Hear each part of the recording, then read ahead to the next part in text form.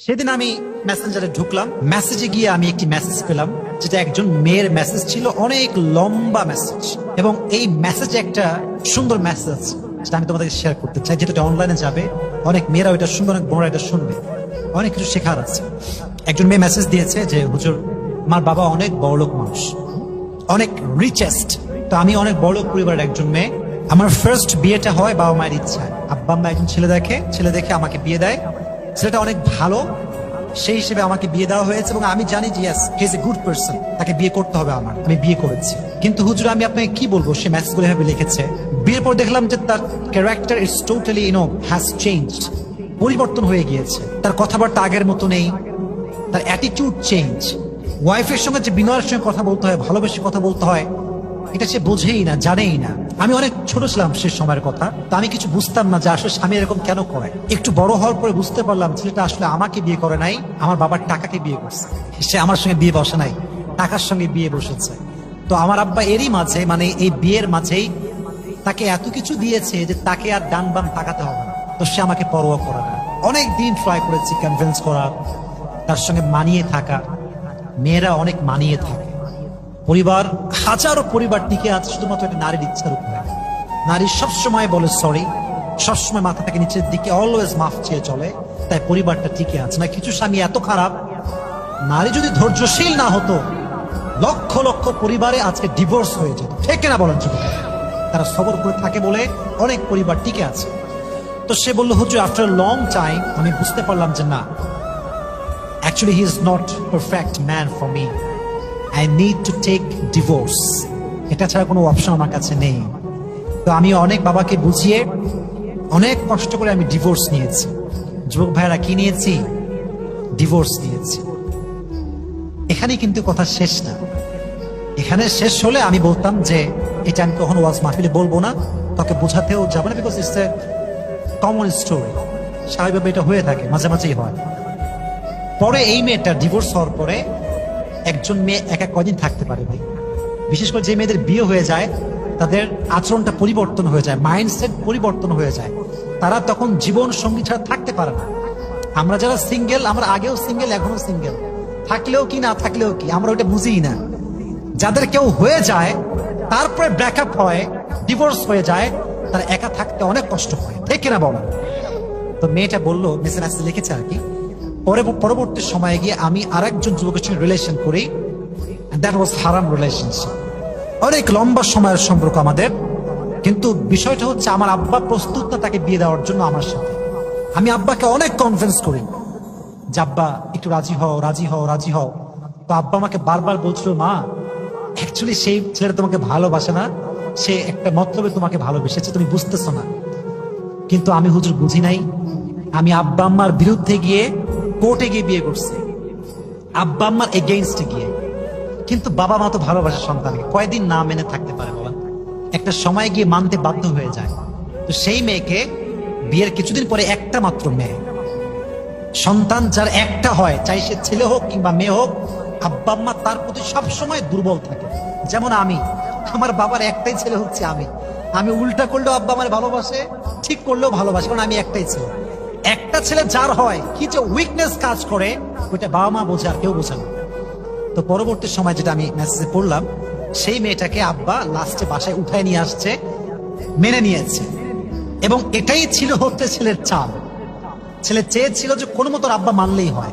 তখন আমার দাবি দেওয়া শুরু হলো যে আমি আসলে কি চাই। ছেলেটা পরে বাইক নিয়েছে, মোটা অঙ্কের টাকা নিয়েছে। যখন সব নেওয়া শেষ, শুরু হয়ে গিয়েছে বাজে ব্যবহার। তবে মেয়েরা প্রথম সংসারে যেই পরিমাণ অভিযোগ করে, দ্বিতীয় সংসারে কিন্তু সেই পরিমাণ অভিযোগ করে না। প্রথম সংসার যেমন একটুতেই অধৈর্য হয়ে যায়, দ্বিতীয় সংসারে কিন্তু তার চরিত্র পরিবর্তন হয়ে যায়। হাজার কষ্ট পেলেও চুপ থাকে। ঠিক না বলেন? তো বললো, হুজুর, আমি অনেক ধৈর্য ধরেছি। পরের ঘটনা, সেটা নাকি বলেছে যে আমাকে 50 লাখ টাকা দিলে আমি আপনার মেয়ের সঙ্গে সংসার করবো, না হয় করবো না। এবং আমি অবাক হলাম, বাবা মেয়েকে কতটা ভালোবাসে আপনি চিন্তা করেন। পরে নাকি ওর বাবা অনেক ম্যানেজ করে প্রায় নাকি 30 লাখ টাকা, 40 লাখ টাকা তাকে দিয়ে, ছেলেকে দিয়েছে আর কি, যে ঠিক আছে, আমার মেয়ে আগে বিয়ে হয়েছে একবার, আবার ডিভোর্স হয়, তো খুব খারাপ জিনিস, তো খুব খারাপ বিষয় এটা। আব্বা তো এটা মানতে পারবে না, পরে মেয়েটাকে সে আবার রেখেছে ওখানে। কিন্তু ছেলে তো ছেলেই, ছেলে যখন বেঈমান হয়, এত বেঈমান হয় ছেলেরা, এটা আমি কল্পনা করতে পারবো না। যারা টাকার লোভী, এদের মতো জঘন্য পুরুষ দুনিয়াতে আর কেউ নাই, ঠিক না বলেন? সবচেয়ে জঘন্য পুরুষ হচ্ছে এরা। এরা এত নিম্ন লেভেলে যেতে পারে, আপনি ইউ কান্ট ইমাজিন ম্যান, আপনি কল্পনাই করতে পারবেন না। ইস, পরে ফাইনালি সে মেয়েটা লিখেছে অনেক লম্বা মেসেজ, আসলে অনেক ধৈর্য নিয়ে পড়েছি মেসেজটা, এত ধৈর্য নিয়ে কখনো মেসেজ পড়ি না। লাস্টে সে লিখেছে, হুজুর আমার এই সংসারটাও ভেঙে গেছে। তো আমি শুধু এতটুকুই ভাবলাম, আল্লাহ সবাইকে সব দিক থেকে সুখ দেয় না। হ্যাঁ, বাপ কোটিপতি কিন্তু মেয়ের ডিভোর্স হয়ে গিয়েছে 2 বার। বিশ্বাস রাখেন, আমাকে বিশ্বাস করেন, বর্তমান সমাজ হচ্ছে এমন, ডিভোর্স হয়ে গেলে কোনো মেয়েকে সমাজ আর মূল্যায়ন করতে চায় না, চাই সে ভালো হোক চাই সে খারাপ হোক, ঠিক কিনা বলেন যুবকেরা? সমাজটাই এরকম হয়ে গিয়েছে। পরে সেই মেয়েটা লিখেছে, হুজুর আমি দীর্ঘদিন যাবত প্রায় 1 থেকে 1.5 বছর বাসাতেই আছি, বাট আমি একা থাকতে পারি না। ওই যে আগে বলেছি, যা লাইফ পার্টনার হয়ে যায় পরে সে একা থাকতে পারে না। পরে মেয়েটা আমাকে লিখেছে, হুজুর আমি কি করতে পারি, আপনি একটু আমাকে হেল্প করেন, কোন দিনদার কাউকে আমি পাই কিনা, এরকম আমাকে হেল্প করেন। কিন্তু আমি ভাবতেছি, এইটা যুব সমাজে এখন আমাদের যে লেভেল, আমাদের যে চিন্তাধারা, একবার ডিভোর্স হইলে কেউ বিয়ে করতে চায় না। যে মেয়ে 2 বার ডিভোর্স মানে জীবনে পেয়েছে তাকে কে বিয়ে করবে? সমস্যা আর কি। সব যুবক তো টাকা পয়সা চায় না, ভালো বউ তো সবাই চায়। যুবক ভাইরা চায় কি চায় না? চায়। এজন্য আমি বন্ধুকে বলবো, বোন যাকে বিয়ে করছেন একটু ভাবেন যে সে আপনাকে বিয়ে করছেন, আপনি নাকি আপনার বাপের টাকাকে বিয়ে করছেন, এটা খুব খেয়াল করবেন। অনেক যুবক ভাবে যে খালি একটা বড় লোকের মেয়ে পাইলেই হয়, টাকা পয়সা নিব, যৌতুক নিব, ইস্টাবলিশ আমি হয়ে যাব যখন, বাস আই উইল লিভ, আমি পালাবো, আমাকে আর কেউ খুঁজে পাবে না। এরকম বদমাইশ গাদ্দার যুবক আপনার বাংলাদেশে আছে না নাই? আপনার বলো না কেন, আছে না নাই? অনেক আছে। তবে মাথায় রাখবেন, আল্লাহর মায়ের হচ্ছে সবচেয়ে বড় মায়ের। আল্লাহ কাউরে ধরে না, ধরলে কিন্তু যেদিন আপনার আল্লাহ ধরবে সেদিন একদম কায়েদ করে ফেলবে। মনে করছেন টাকা মেরে খাবেন, বেঈমানি করবেন, বিশ্বাসঘাতকতা করবেন, and you will be the most happy person in the world? No, no, no, no, no, no. এটা হতে পারে না। বেঈমান কখনো সুখী হতে পারে না, গাদ্দার কখনো সুখী হতে পারে না। যে মানুষের বিশ্বাস নিয়ে খেলে, তাকে একদিন আল্লাহ এমন ভাবে ধরে, তাকে সমস্ত কিছু থেকে নিঃশেষ করে ছেড়ে দেয়, ঠিক না বলে? আল্লাহ যুবকদেরকে হেদায়েত দান করুন, সকলেই পড়ে আমিন। যেই মেয়েগুলো ডিভোর্স হয়ে গিয়েছে, তালাক প্রাপ্ত মেয়ে, আল্লাহ প্রত্যেকটা মেয়েকে ধৈর্যশীল হয়ে তাদের জীবনকে চালাবার তৌফিক দান করে, সকলেই মন খুলে পড়া আমিন। যুবক ভাইরা আজকে ভাই বেঈমানি করো না কারোর সাথে, করো না।